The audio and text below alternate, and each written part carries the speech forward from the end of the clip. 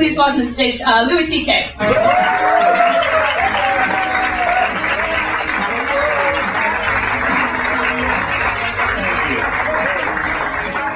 Thank you, everybody. Yeah.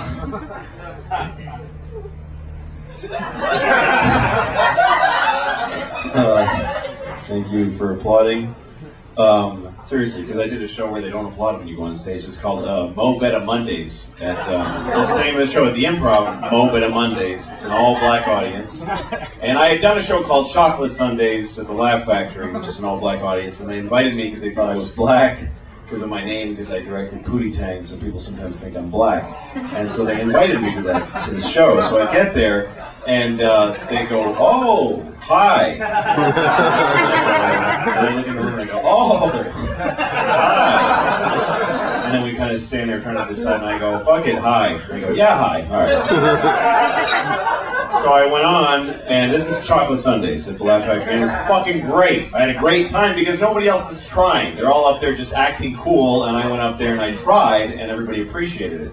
So then, because most comedians don't try. I'm not saying because they were black, but they were all black and unfunny. Every single one of them was black. There are far more unfunny white comedians than unfunny black ones. But every single comedian on that show was black and unfunny. Should have been the name of the show, really. But I was white and hilarious. And also, you know, privileged and lucky to be white. It's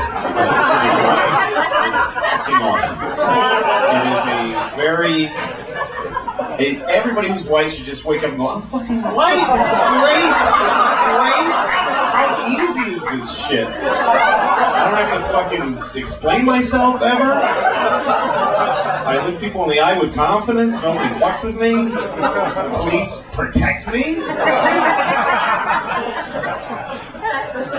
That black people, all they can hope from the cops is that they'll leave them alone. And we actually get to hope that they'll protect us. It's fucking a chasm of difference. And I'm on the greatest side of that chasm. I am on the fucking sweet side of that chasm. Just a fact, it's not a nice thing, but it happens to benefit me greatly. But anyway, I'm not gonna lie about it. Oh, it sucks being white. White people always complain about something like, "Oh, I don't get to say nigger." Like, oh, white people, how come they can say it to each other, but like they want to go to the Supreme Court. I should be allowed to say it somehow. It's not right. Just don't. Why do you want to say it so bad? Say it. Fuck. Anyway. So, Chocolate Sunday, I didn't certainly do any of that material there. The Chocolate Sunday is great. I just talked about my kid and cars.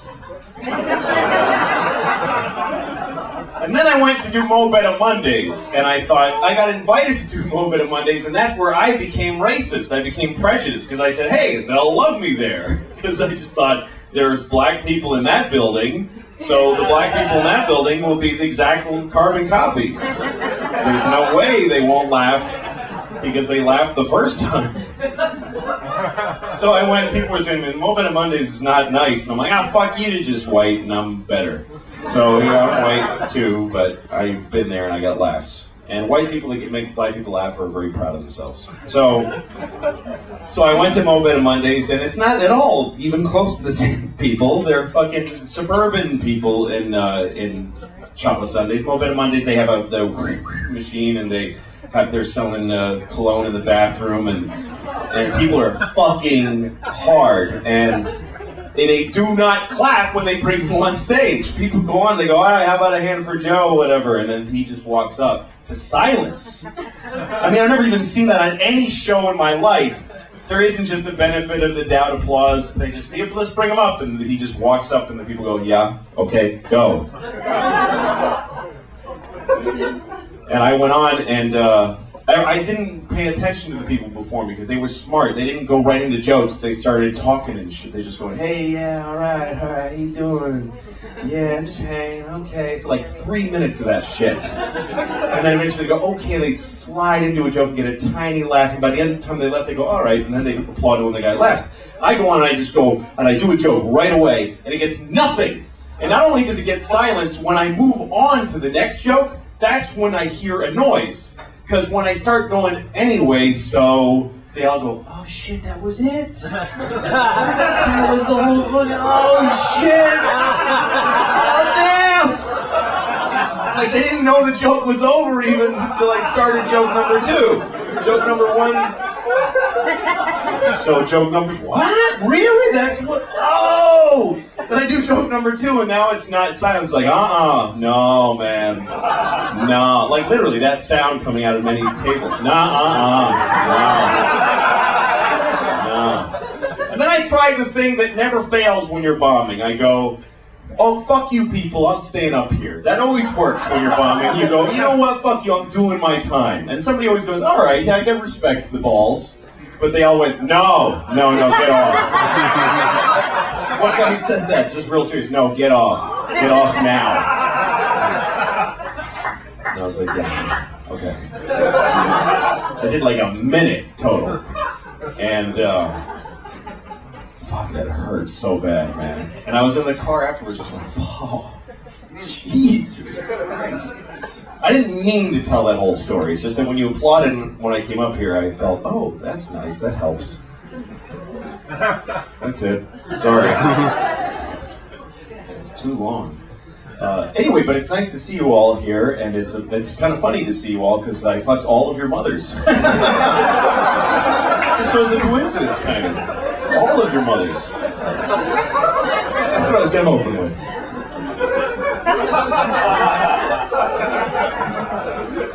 I was just in Ireland, and they have these posters. In Ireland, there's an election going on, and all over Europe right now, actually, for the whatever. I don't fucking care. It's not here, so it fucking don't matter at all. So, but I'm in Ireland, and there's an election, and there's a guy whose poster says "Stop the pedophiles." That's his slogan. Stop the pedophiles. And here's the thing, even if you're against the pedophiles, I wouldn't want my face with pedophiles all over the nation that I live in, you know? And I told that to an Irishman, and he said, you know, actually, we say pedophiles. I'm like, hey, I've been fucking kids for 10 years. Don't tell me that I think I would know.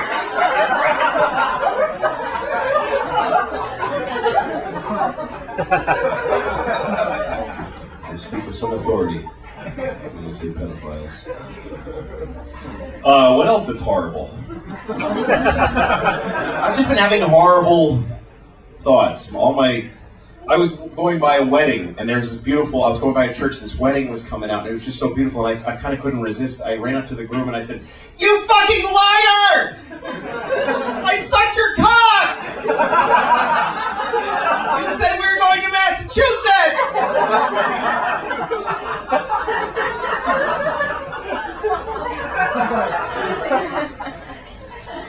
Stereotypical gay guy. Here's the thing, right? It's not cool, right, to make fun of stereotypical gay people, but there are some gay guys who talk like that. There are gay guys who wear shorts that are really tight, and then those sleeve shirts can go, you're an asshole! And those guys are silly. And they should be laughed at. Not all to say, hey, all gay people act like this is wrong, but to point out that a gay guy that acts like that is funny, it's just fucking true. They're hilarious. Hello! There are gay guys who act like that, and they're fucking ridiculous. Of course they are. Just like when you see a black guy, there are black guys who go, shit, motherfucker! That shit's funny! That's weird to talk like that. It's weird to go, no, shit! With your hand like that, that's funny. You know, and it's not wrong to make fun of Jews, that they're all Jewy, you know? Anyway, that's what Jews get. They're Jewy.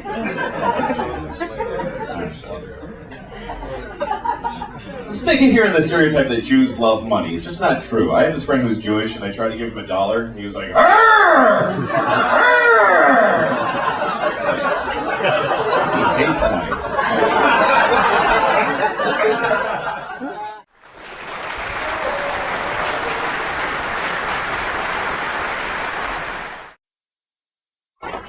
Thank you very much. Thanks, everybody. Hello. Nice to be here. How are you doing? Good. Good. Nice to be here. I'm broke. Anybody else broke? You ever get so broke that the bank starts charging you money for not having enough money? That's fucking broke, man. Bank called me up, they're like, hi, we're calling because you don't have enough money. I'm like, I know. She's like, sir, you have insufficient funds. Well, that's a good way to put it too. I agree with that. I find my funds to be grossly insufficient. Thanks for calling. Why are you mad at me? I don't understand how is this something I'm doing to you? She's like, sir, you only have $20. That's not enough. You can't only have $20. I'm like, look, I'm not being broke just to fuck with you. I just really don't have any money. I'm not trying to be a dick. My life is shitty. What? So they charged me. They charged me $15. That's how much it costs to only have $20. But here's the fucked up part. Now I only have $5. What did I pay the $15 for if I don't get to have the $20 that I paid to have? I paid the fucking money. Where's my $20? That's like going to the movies. You buy your ticket and they go, get the fuck out of here. Go home. But I paid for the movie. No, you paid for a ticket, motherfucker. You didn't pay for a movie.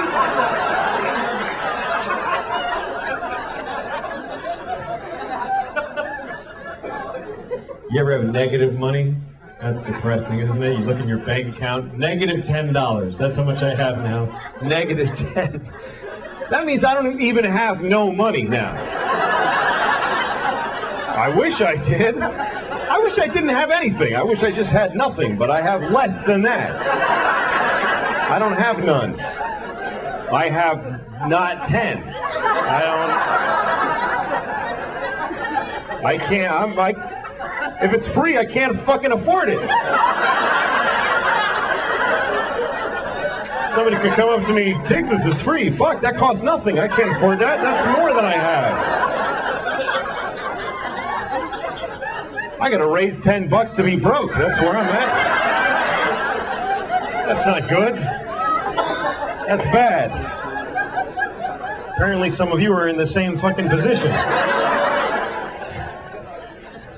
How's your economy doing? Shit. No, I'm glad you appreciate that story. Not everybody appreciates that story. I told that story about a week ago in Orange County, California, and all these rich motherfuckers looking at me with their boat tans and their golf shirts and penny loafers. They're all looking at me like, well, yeah. Like, you were financially irresponsible, you had to pay the price. I don't frankly see what you're angry about. The bank has a right to accrue a fee, clearly. That's how different it is to be rich than it is to be poor, because when you're rich, the bank pays you for being rich. If you have a lot of money, they give you money because you have a lot of money.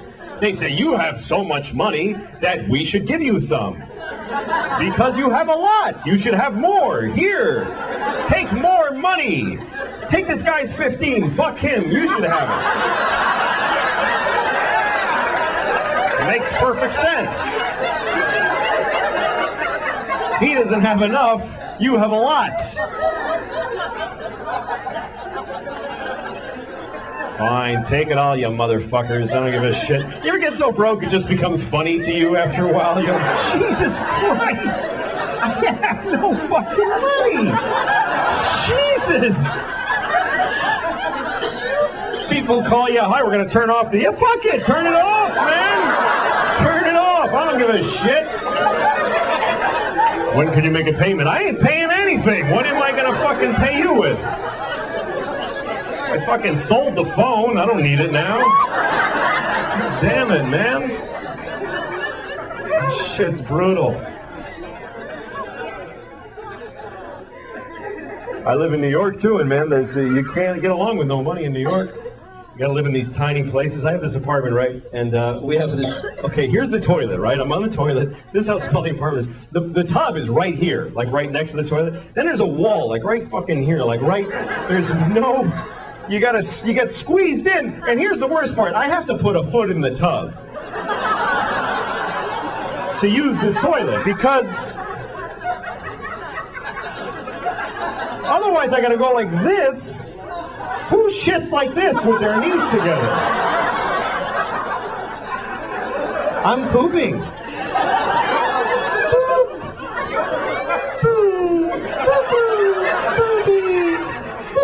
No, you gotta fucking dig in. Motherfucker! You gotta get into it. And in order to achieve this position, I have to put a foot in the tub. Now try putting a foot in the tub when your pants are at your ankles. You can't. They both want to go, right? So I have to take off the whole pant leg, which means I have to take a shoe off every time I take a shit. Every time. And sometimes that's okay, but a lot of times it fucking isn't okay. Sometimes I didn't plan effectively, and I'm 10 blocks from my house, and I've got to shit. You know when you can't run because you'll bounce it out, so you got to kind of glide, and you're going, come on! God damn it! And you stop occasionally. Fuck, fuck, fuck! Come on, man! God. Okay, I'm gonna make it. I'm gonna make it. I'm gonna make it. I'm gonna make it. I'm gonna make it. And I always get to this point where like, I'm gonna make it. I'm fucking fine. I'm fine. Mind over matter. I'm gonna make it. And then I see my house. I just see it. And my eyes tell the rest of me, fuck it, man. Let go. We're here. There's no need to hold on anymore. We've made it. Because my eyes are fucking retarded, and they don't know the difference between the outside and the inside of my house.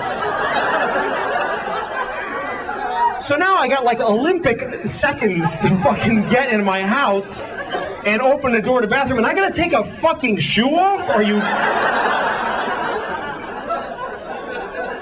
I have shit my pants 13 times.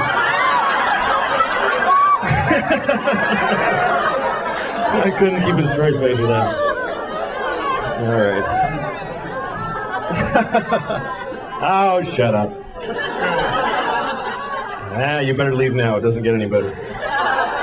Anyway.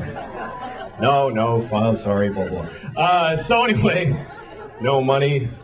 I guess I'm white trash officially, and white trash is a very funny expression to me because it's the only racial expression you could use, and no one gets offended. Nobody gives a shit when you say white trash. Nobody gets all quiet like, hey man, why are you talking like that? That's not cool. Nobody defends white trash. You can be talking to the most liberal hippie in the world. You go, hey, I saw this guy, he was white trash. He'll go, ha ha, fuck that guy. White trash piece of shit. Let's laugh at him because he's poor and he's starving to death. Fucking loser. He lives in a trailer because he can't afford a house. Let's go shit right in his face right now. That's why they're funny to us, because they're fucking poor. He wears stupid clothes because they're fucking free so he can eat. Ha fucking ha! Man, it's depressing in this country. You ever drive through whole towns where everybody's life is shit in the whole town? Everybody just standing in front of their house like...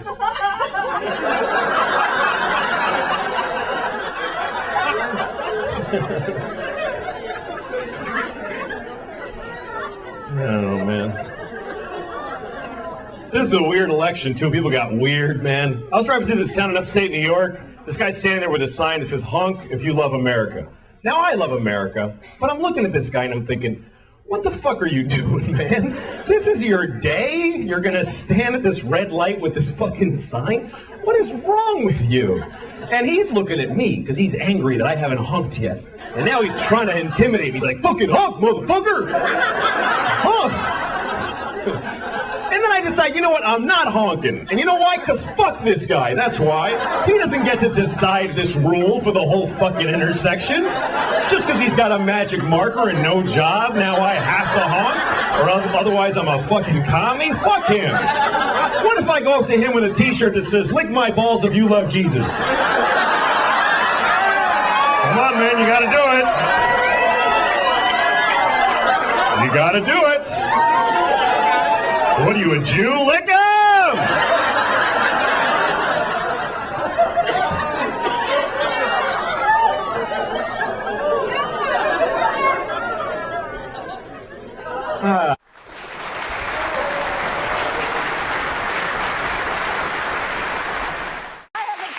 One of my guests today, and I try to be polite to whomever is on the show. This is a man named Louis C.K., and he stars in a new HBO sitcom called Lucky Louie. Okay, over the weekend I watched 2 of his shows. You watched it, and you watched parts of it. I have a sense of humor. I'm probably going to make this show much more popular by saying this. I found them unbelievably vulgar. They're pretty raunchy.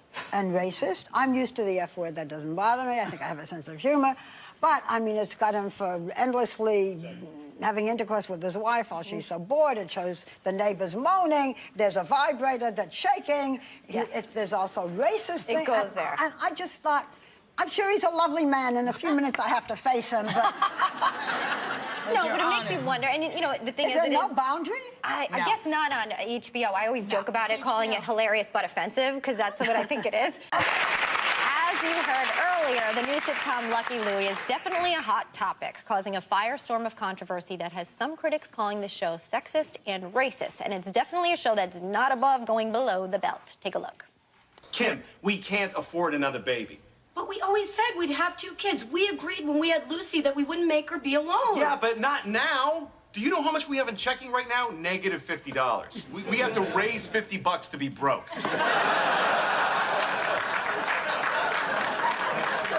I don't care. I'm not waiting. Lucy is 4 already. I'm getting pregnant right now. Well, you ain't getting pregnant without my sperm.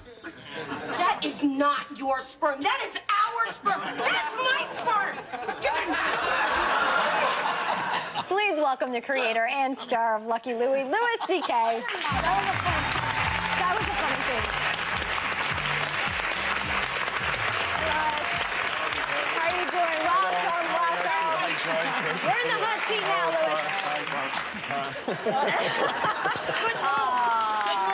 That's better. Very smart. Your show is popular now. I have just made it so popular by telling everybody all these raunchy scenes, right? Well, you can thank her by having her as a guest on the upcoming episode, maybe. No, listen, I'm really glad that you said this stuff because I think a lot of people, you know, are confused by the show and offended by it. So it's, you know, it's good to be able to. I'm a little nervous and scared, but I'm glad to be able to talk to you about it. You've actually said it's like honeymooners, sort of, right? Yeah, the show is not, I mean, I don't want people to think that we're trying to make fun of folks and we're being dirty just for the sake of it. We're just trying to be as honest as possible. And we picked HBO so that people would know when they go there that it's a place where, you know, but at the same time, I know that HBO, once you buy it, it's just part of the flipping. So, you know, but all we're trying to do is be funny and unique and relatable. But let me ask you this, though. It's very grown up. It can get very raunchy. What about the 7-year-old girl? Grown up doesn't bother me. It's, well, never mind. You and I, we'll have lunch. No, and I think it's a good thing. We'll do lunch. No, it really is. Barbara, I felt the same way watching it, but my concern was that there's a 7-year-old girl who plays your daughter on the show. Does she hear all the stuff that goes on? Because I know she's not in a lot of the scenes where that talk goes on. Well, no, we actually shoot carefully so that she's not on the set when that stuff gets said. Put big earmuffs on her or something? Yeah, and she's in the show with us, but we are grown-ups live in the same house as children. So, and grown-ups curse and grown-ups get mad at each other. Listen, I read Natalie Wood's biography, okay? They used to let that kid go in water. She was petrified of water. She used to do scenes in water. To me, that's much more dangerous for a child actor than hearing a few words, okay? Louis, you know what?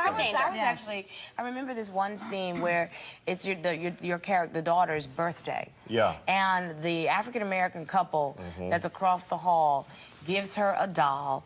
Her other friends gave her a doll. And the African-American couple gives her a black doll. That's right. And she has to do a scene, and she does it very effectively, where she cries and says, "I don't want the black Barbie." Right. Is there conversation with this young actress about what the ramifications of that are. Because I know that those are the things that moms, Elizabeth and I were just talking about. Sure. Well, I think that, like, for that scene, yeah, first somebody gives her a white Barbie, and my wife is upset because she doesn't like Barbies, because of what they represent for women. They said a little mini stripper. I thought it was a great line. It was. It was funny. And then she gets a black Barbie, and some kids just say stuff that you don't know why they're going to like something. Exactly, but it was real. It was a real reaction. It wasn't a bad reaction as a kid. For the kid to say, I don't like the black Barbie, and then we all feel horrible. Because you're embarrassed because this couple is there. Exactly. So I think we let the kid absorb that the way the kid would in the real story, which is you don't like this Barbie, and you just, you know. But I don't think, I think at this age, the kid's 6 years old, and we don't need to, I don't want her to be race conscious or anything conscious. It's not up to me, though. I think it's up to her parents. Speaking of... I hope the 6-year-old doesn't see the red vibrating moving when she's on the set. Yeah. No, just keep her locked up in somewhere else. I thought I'd throw that into the real world. No, and as far as the race material on the show, the pilot sets up a situation which is real from my life, which is that we are raising my daughter in upstate New York. And there are zero anything but white people up there where we are. And so an African... Welcome to my world. and a guy came to fix the refrigerator, and he was African American, and he and my daughter bonded with him. And he said... This is in the show. This is true, and it really happened. True life. And my daughter said refrigerator, because she had just learned the word, and he said, yes, refrigerator. And they said refrigerator to each other all day. And then I took her to New York City, and the first black guy that she saw, she said refrigerator. And so right away I thought, my daughter doesn't have enough varied experience. That's cute. Well, it was true, and so this is the thing. In order for our next generation to mix and not think of each other in terms of race, adults have to have these awkward, hi, please be my friend because you're black things. It's just awkward, but it's... But it's just something tell we're her really when dealing she with. sees a chubby auntie star, don't say refrigerator. She also likes to play.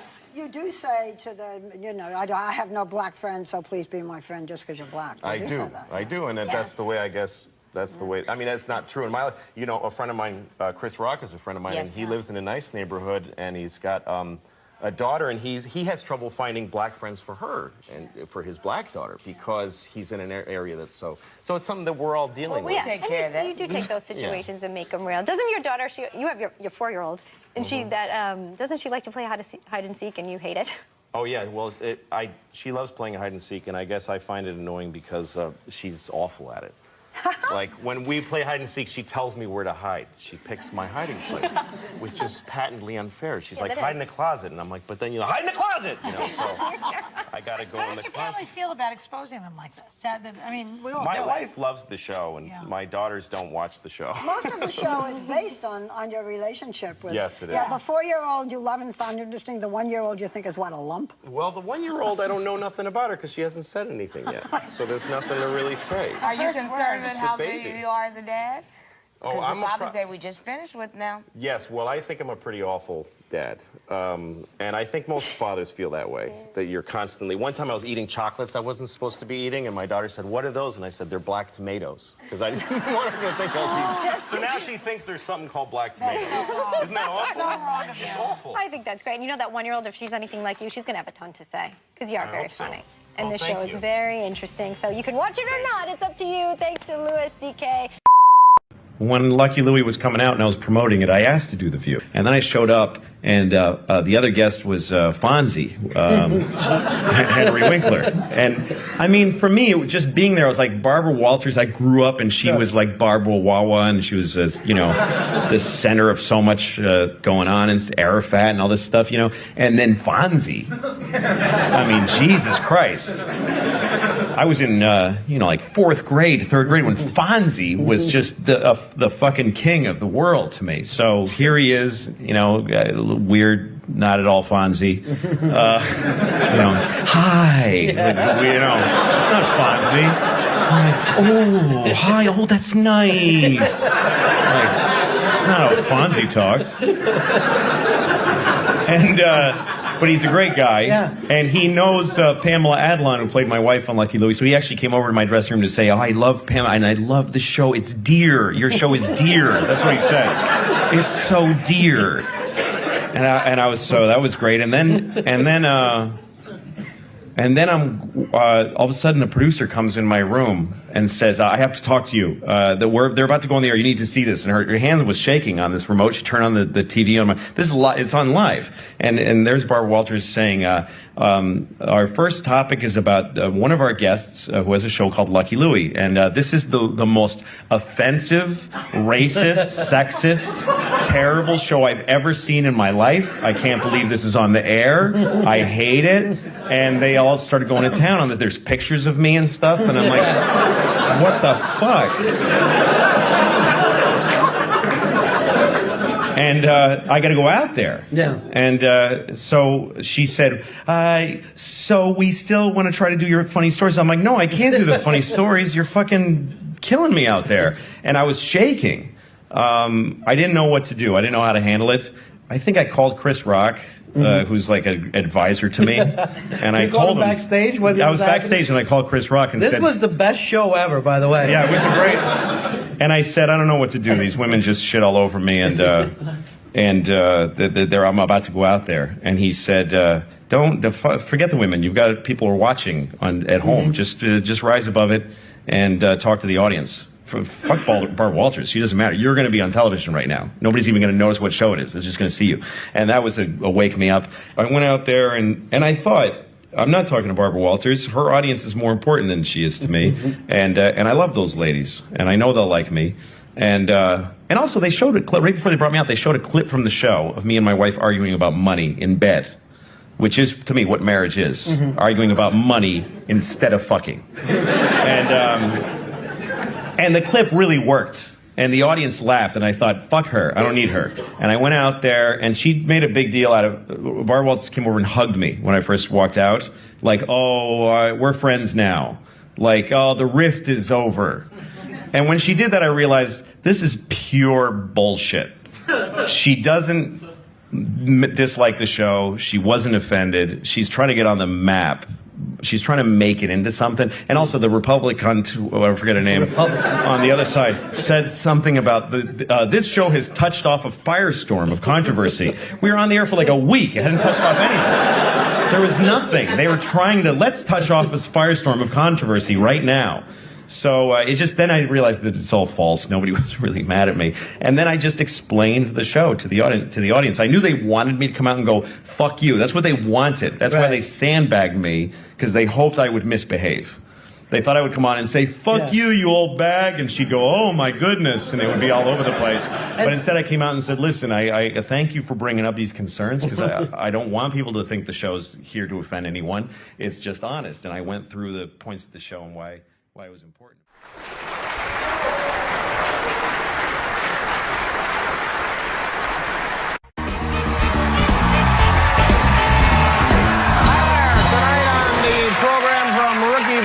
Missy Peregrine is with us. She's from Canada. She promised to bring me some cheap blood pressure medication, so we'll enjoy that together. And then with music from their self-titled debut album, Steel Magnolia, from the Bud Light stage. Tomorrow night we'll be joined by Jason Bateman from the Cincinnati Bengals, Dahani Jones, and comedian Hannibal Buress. And later this week, Shia LaBeouf. Kevin Nealon will be here, Green Bay Packers quarterback Aaron Rodgers, Dave Salmoni and his Terrifying Animals, and we'll have music from Parachute and 311. So join us for our show. Our first guest tonight is one of the funniest men around with an exceptionally funny show. The show is called Louie. You can watch it Thursdays at 10:30 on FX. Please say hello to Louis C.K.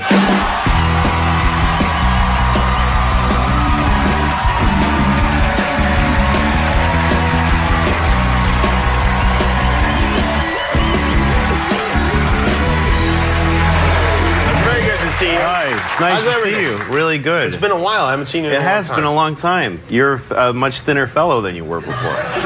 Don't get used to it. No? Now you live in New York. Yes. You've got 2 little girls. Yeah, 2 kids. Do they come on trips with you when you do this sort of thing? No, I would not do that to them. No, they're at home with their mom, sleeping right now. Oh, they are, yeah. Yeah. Well, I mean, you know where your kids are now. Didn't used to know where your kids... You know what I mean? Like when we were kids, did your parents know where you were? Never. No. No idea. Even that thing on the news that said, 10 o'clock, do you know where your kids are? Nope. The answer was no. No idea. Now there's a kind of a custody, chain of custody that's never broken, you know? You just can account for every second of your kids' lives. Yeah. You go on play dates, and it's an arranged thing. And they go, you drop them off, and you wait. You know, you take them to soccer games. And it's empowering, yay! And then you take them home. It's all very arranged. You're right. It is more. I wonder why that is. The people that like to have throw kids in the garbage and stuff like that. Hit them and break their bones. But anyway, that's not important right now. But because when we were kids, it wasn't like that. Oh no, those people were around. They weren't on stage. There was no Nancy Grace. So now there's somebody there to remind you of it a lot.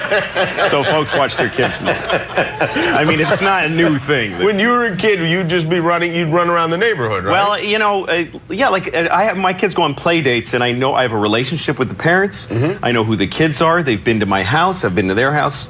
I was just a kid walking around town. I was like 8 years old, younger than my daughter, and I was just this kid, just walking around, just a dude in town. And I would go to Greg's house, my friend Greg, and my mother never met Greg. No idea who he is. Certainly never met his dad or whoever the dude was. I don't know who it was. When I went to Greg's house, I'd knock on the door, and this guy would come, and he always wearing, like, I don't know, some kind of weird top that looked a little womany. And Hanes, he always had a Snoopy glass with gin in it. And just Hanes briefs that were fighting with, and then there was always a little brown spot on the front. Yes. So I was 7 years old contemplating, does this guy poop out of his penis? Like what? Those are the kind of things that I had to think about. That's Greg's dad for you. Yes. You didn't have, were you a bad kid? I wasn't a bad kid, but I got in trouble because I just was alone, and I just, I got into stealing tampons at one point. For profit? No, I didn't make a dime. Well, how would this work? I hesitate to ask, but how would this work? No, I was 8 years old, and I just went into a CVS one day because I just roamed store aisles, and I was looking at the tampons, and I was sort of staring at them with this. I knew there was something dirty about them. I didn't know what they were.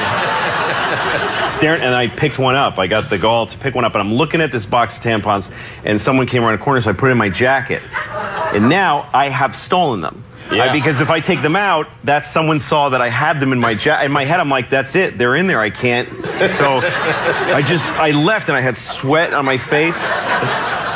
And I just went home, and I threw them under my bed. And I'm eating dinner. Like everybody knows, I have tampons under my bed. And so it was a terrible, stressful experience, which I then repeated every day. For like 2 months. What? I'd go back, and I'd just do the whole cycle. I just kept doing it. And no, I never got caught. I mean, they probably saw me, but the guy's like, I'm not confronting the kid who takes the tampons. I'll pay for him out of my check before I live that moment. I'm not asking that little pervert what he's doing with those. Yeah, there's something wrong with that boy. Something's really wrong with him. And how did it end? Well, they kept going under my bed, and I just tried not to think about him. And then one day I looked, and they were just gone. They just were gone, and my mom never said anything. She must have been cleaning up, and she was like, what is this? It's crazy. Wow, that's... I don't know, maybe she used them for like 10 years. I don't know. I mean, would she throw them away? You might as well. In those days, you don't waste. Maybe I contributed to the family a little bit, Maybe I kept my mom in cheap tampons for a few years. I don't know. Are your kids unusual like that? No. Are you, as the weird father, are you a weird father to them? No, I mean, I've tried to make up for it. But it's a little too late. Like, I think I had kids a little too late and a little too fat in life, You gotta, what do you mean by that? Well, you should be a young, healthy dad. You should be a 26-year-old father in a tight T-shirt going, whoa, I'm gonna get you, one of those guys. That's what kids have coming. And I'm not that. Don't do that. No, I take them to the park and I just run them like dogs. You got 20 minutes, I just watch them run. I stand there breathing like Tony Soprano and watching them run. And... Daddy, chase us.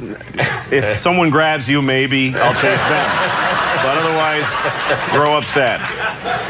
And it's just I have a lot of physical limitations that keep me from being a good dad. Like, I'm always in a 48-hour window of diarrhea. That either I'll be having or have had diarrhea within 48 hours. Somewhere I'm on the timeline of my life and the diarrhea. And depending on where I am in that window dictates how far from my house I'm willing to venture. I see. How far a radius. Yeah, right. You're tethered in yes. It's like having an ankle bracelet in a different kind of way. Because otherwise, I'm having diarrhea in a public restroom with my kids standing there watching me because they're little. I can't leave them out by themselves. So they're standing there. Daddy, I don't want to. Sorry, honey, you want to go to the aquarium, this is what happens. I said, let's go to get the newspaper and come home, but you wanted to get fancy, so you get to watch me pee out of my ass for 2 hours. Well, it's fun for the kids. The memories about it, yeah. Do they know? Do they understand like that you're a comedian? Do they know this? Is this a concept that they're familiar with? They know that Daddy tells jokes, and they don't get the business though. You know, like they don't get show business. Really? No, who does? But like I had a weird conversation with my 9-year-old. We were driving on the highway. The 6-year-old was there too, but she was just, sapping resources. She wasn't really contributing to the conversation. We passed by a cruise ship, and I said, "Hey, girls, the cool thing about having kids is that you get to tell them what everything is. You get to be the person that reports the whole planet to them. You're for the their first tour time. guide for their life. For life, Yeah. exactly. That's a cruise ship. It's a massive boat. There's swimming pools and discos or whatever they have, So they got excited by the idea of a cruise ship, and I said, some comedians do shows on cruise ships. And they said, do you do that? And I was like, no. Here's the thing. Comedians have a mean hatred of cruise ship comics. Yeah. It's just a mean prejudice. We call them Bodaks. It's just mean. It's Bodak because they pander. We just think they're crap, and it's just something you just feel. It's like being born racist. You just believe it. You don't question it. It's just a thing in you. You might not even know, but yeah. So my daughter's like, "Have you ever worked on a cruise ship?" I'm like, "No." And she says, "Why not? Why wouldn't you want to be on a boat?" And I'm like, "Well, that's a different kind of comic." She says, well, what's the different about him? Well, a cruise ship comic just tries to please everybody. And she's like, why wouldn't you want to do that? Of course, isn't that what you want to do? Yes, but I see some things I say on stage might upset some people. Why would you upset people? That's a terrible thing to do. So, you know what? There might be some clarity there. I don't know. It is. You might want to rethink this. I might try the cruise ships. Yeah.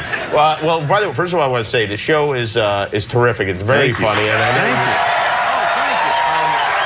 we're going to take a quick break here. Okay. We'll come back and talk about Louis. Louis airs Thursday nights, 10:30 on FX. Louis C.K. We're right back. Can I help you? Yeah, I need condoms, sexual lubricant, Vagitine, and blueberries. Lubricant out 7, Vagitine out 3, next to the tampons, condoms behind the counter. We ain't got no blueberries. Thank you. That's Louis C.K.'s show. Louis.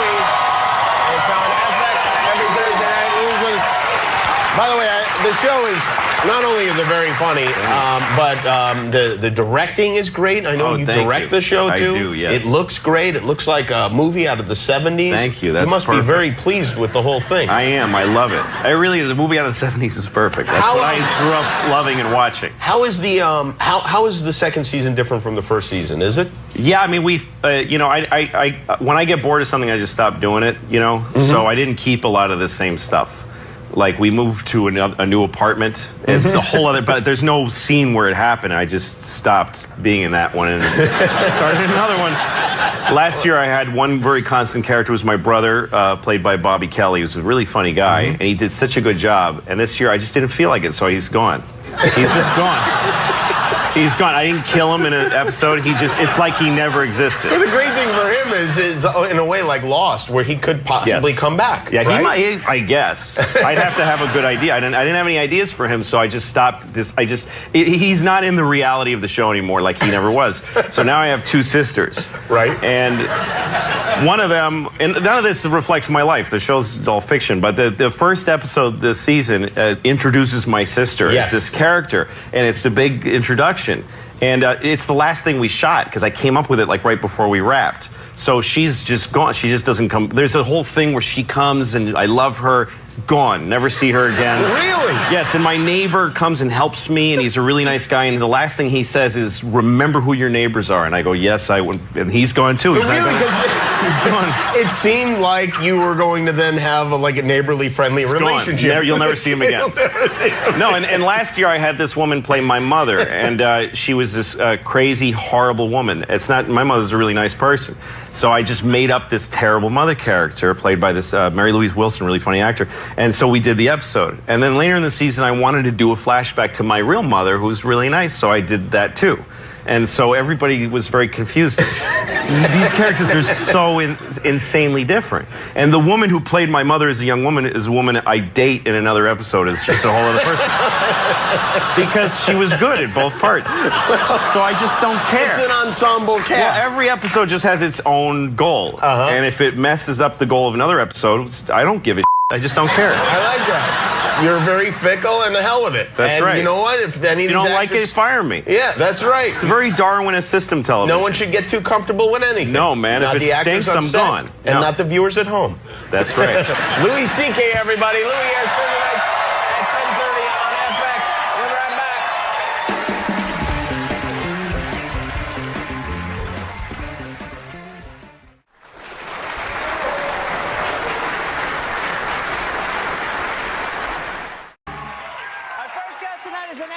Grammy and Peabody Award-winning comedian. He's hosting the season finale of Saturday Night Live this week with musical guest Rihanna. He's also the writer, director, and star of the acclaimed series Louis, which airs Thursday nights on FX. Please welcome Louis C.K.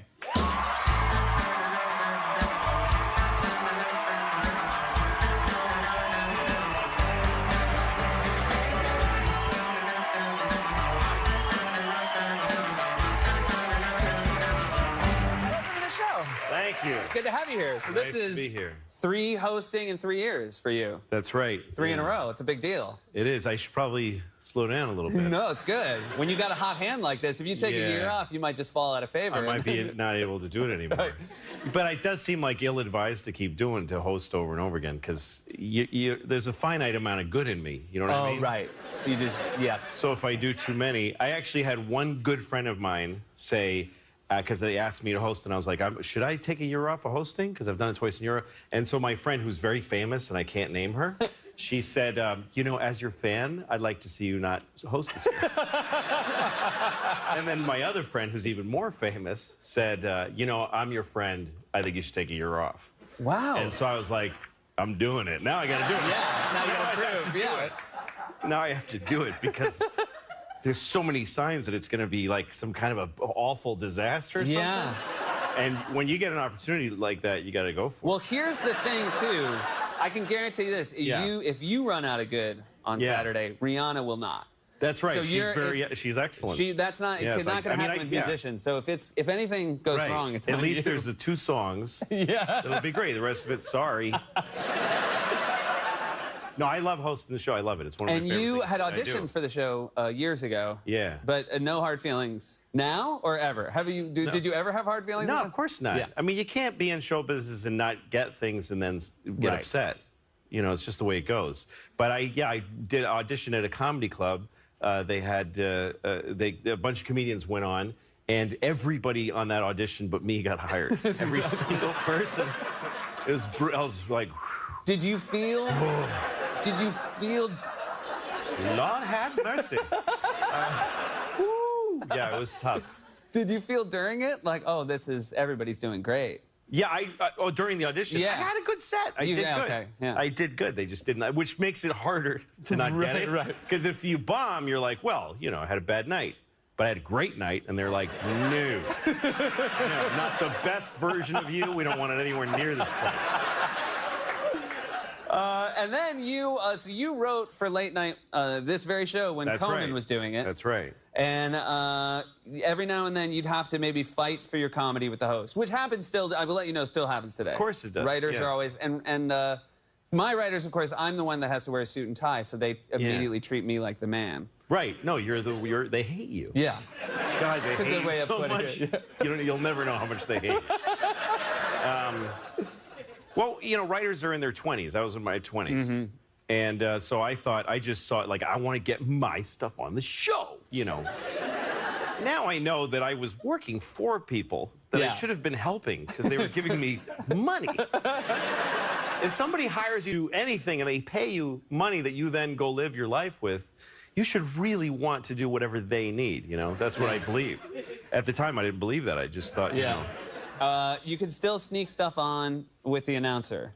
Yeah, because on basically you try to find your way around the approval process. You know, there's a head writer and there's producers and there's standards and practice. But on Conan's show, there was a announcer named Joel, and he would make a little joke before he said Conan's name, like a little offside joke. So me and my friend Dino, who were like two of the more, had been there longer than other writers, we realized nobody checks those. You just write them and you hand them to the guy. So it was a side door. Yeah, exactly. So we were like, what can we... So we came up with one, which was, he said, he goes, last night, the missus gave me a pearl necklace. Yeah. That's about a 40% understanding what the joke means, right? I think. I don't know how many of you understand the pearl necklace idea. You don't know what it means to give your wife, or any woman... That's a or nice, man. Yeah, exactly. A pearl necklace. Yeah. And did he, Joel didn't. You guys get it? We'll throw, I'm sure they get it. We'll throw up a link down here, an internet link. Right here. And that'll explain what a pearl necklace. It might just say the internet. Yeah. You can just find it from there. Yeah. Google pearl necklace. Yeah. You'll see a bunch of pearl necklaces and... Yeah. And you would, now just to make means. it clear, the unconventional one that doesn't fit the sort of the Zales page. I would not have been excited to get a joke on and the air Joel didn't know about jewelry. He was in the 60% that didn't know. Well, who cares what he's just who reads the stuff. But yeah, he was like, what is this? Just read it. Yeah, he had no power. Yeah. And did you feel... But me and Dino were so excited, and we were giggling in the bathroom. I can't believe we got the joke on the air. And then the head writer was in the stall. We didn't know he was in there. And he said, what joke? And we told him the joke, and he was like, oh, well, that's a stupid joke, because he didn't get it. He didn't get it. Perfect. We'll come back, talk about Louis, because the season's been incredible. We'll be right back with more from Louis C.K.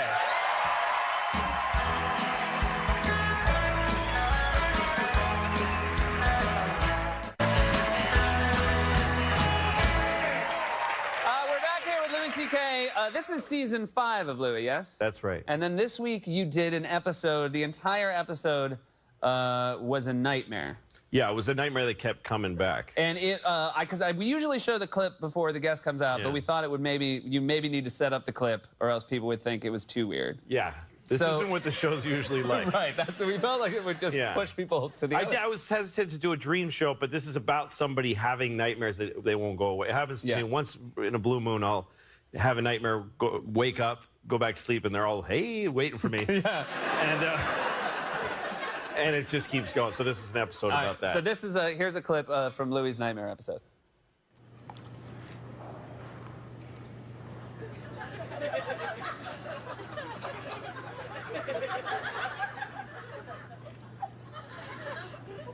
Don't do it. I'm telling you.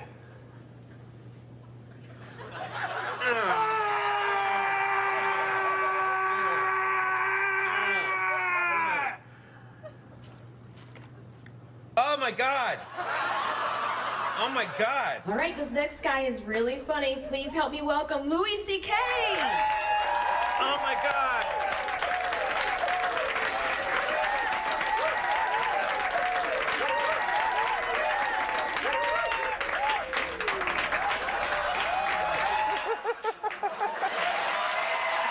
Very good.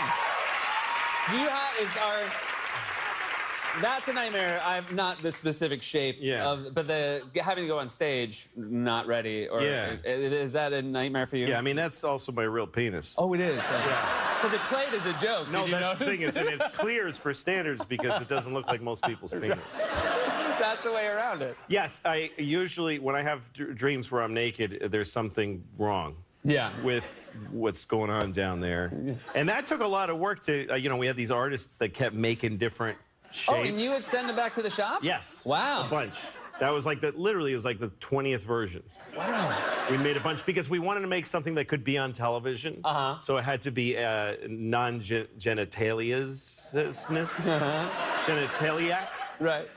But it had to be creepy and not, you know, so we ended up with this kind of crawler looking thing. Kind of pinwheel. Yeah. It was, you know, because I was like, I couldn't look like it was like hacked off. Right. It had to look like it just was That was what it else. was. Yeah, exactly. My favorite thing about that discussion right there is someone's job to look at that and to say it's in or out. Yeah, it's somebody, it's very serious. They look at it and they're like, okay, tell us what, is it the texture? And we talked on the, you know, conference calls about that. Yeah. You also, of the many things you do on the show, edit, write, direct, star, and you are a part of the music as well. And this was a thing that a lot of people at the end of the show couldn't quite wrap their heads around. They thought it was an actual song. That's right. This played during the credits. Yeah. And well, I want to play the song, but talk through it first, or you want to play it first? Well, it's basically during the ended credits after I finally solved the nightmare problem, and now I'm sleeping soundly, and there's this very sweet song on. And it's meant to feel like a real song. So then, but then just listen to it, and I'll explain how we made it. But all right. So the most important thing here is listen to this beautiful song, but really listen to the lyrics. Their smiling faces give me diarrhea.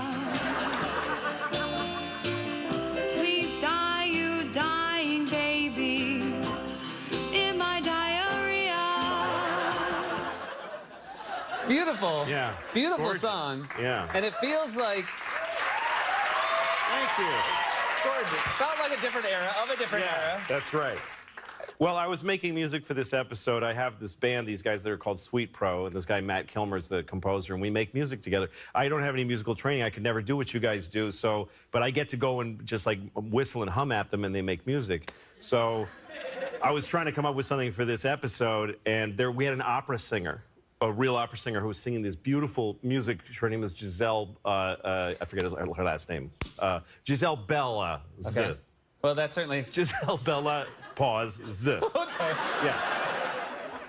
So she was there singing opera, and she has such a pretty voice, and I thought, what about like a Roy Orbison kind of a song with her voice? And I just scratched these lyrics down and showed them to Matt, because I had to leave. I had to go pick up my daughter at school, and so he said, well, sing it. So I sang it into his iPhone. So somewhere there's a version of me singing that into an iPhone. And then he emailed me that night, and I was like, you got to be me. That's the greatest thing in the world. So we threw it on the end of the... It is really beautiful. And the word diarrhea is lovely when you don't know what it means. I mean, for me, I love the word diarrhea. Yeah. And so now to actually add on the layer of it being beautifully sang by sung. a beautiful woman. In that sort of theme, in that area, there was a great scene this year with you and the actress to play your daughter. Yeah. You have to go to the bathroom. You're walking down the street, and this is something. This is an idea you had. Is this based? What my show is. Yeah. Diarrhea and poop. Yeah, and some beautiful. And penises that don't work. It's a class show. It's a classy show. Yeah. It's real. It's PBS next year, right? That's right. It's going to be on right on after Downton Abbey. Yeah, I can't do it. Laura Linney will introduce it. That's right. Tonight on Louie. Diarrhea. But this is something you've thought about, because you have to go to the bathroom, you're with your daughters, you're trying to make it home in time, you don't. Well, it's New York living, you know, and you're out on the streets with your kids, and all of a sudden you got to go. I can't use a public restroom. Like, I just have too many phobias that I need to have the deed of the building I'm pooping in my hand. And, you know, 3 locked doors between me and the next person. Yeah. That's what I need in order to let go. Yeah. So the first year of the show, I wrote this thing where I'm with my daughter. At the time, my daughters were like 4 and 2. And as a single dad, when you're out with your kids that little in New York City, if you got to go, you can't leave them out in the street. Right. Or even in a store. You got to bring them in with you. They got to watch you poop. Yeah. Because, you know, like in an airport, your kids are just standing in the stall of the men's room watching you poop. It's part of being a dad. Yeah. But so I didn't do the bit, though, because I just thought it's just pooping. I don't want to do it. And Pamela Adlon, who's a producer on my show, she's like, you got to do it every year. She's like, you got to do the poop. We call it poop race 2000. We call it Race 2000. Yeah. But you're going to bleep that. Sure. But so, okay. So, this year, I thought of an ending, which I hadn't thought of, because now my daughters are grown. You know, they're like 13 and 10. And so now it's about them helping me. They're trying to help me find a bathroom. And then at the end, I know I'm not going to make it home, and I'm too far from any public restrooms, so I've got to let go. I realize it's time. I'm in too much pain. I know I can't make it. I got to let go. I got to decide to poop in my pants on the street. Yeah. And I push my daughters away, and I say, get away from me. Don't look at me. Go far away from me. Terrified, they're sad, they're upset. Yeah, they're really I will upset. say, watching it, I also felt relief. Yeah. When you let go. That moment, I realized that was, when I came up with that, I thought that's worth doing, because that's profound. That there's no worse feeling. There's no worse feeling that in regular life than when you got to go number 2 and you can't, which by the way, for me is number 1 in my book. I don't know what they call it. But when you got to go and you can't, there's just nothing. I mean, your whole body, your whole system gives up on you, and and then when you decide, I'm deciding it's okay to poop in my pants on the street, and you cross over that threshold, and you just go, come on, let me have it, baby. You're having an experience. You're going like, this is it. I'm choosing the worst thing ever, but I'm choosing it. Yeah. And as it happens, you're just like, God is good, you know? Yeah. Because you instantly feel better. Everything's better. Yeah. Everything's better. You can face the world. The actresses who play your daughters are so great, and you can not only can you do more with your daughters in real life, but because they're becoming better actresses. Yes, they are. On the show. It's really wonderful. The little one who's kind of, she's really on fire all the time. And for this thing where she's trying to help me find a bathroom to poop in, she's just going, come on, Dad, you have to poop. And I'm like, no, you have to. This is the worst thing that ever happened. I said, when I tell you to go away so I can poop in my pants, you have to act like you're a refugee being taken away from your dad. She's great. She's like, that would be so awful. I said, yes, and this is only funny if it's that awful. Yeah. And she was like, yeah. And she got it. So she nailed the scene. Your daughter's in real life now. You raised them in New York instead of LA, which is great.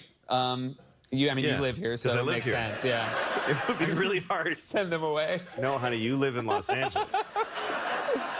But you also you make sure they're not getting the luxury of show business from you.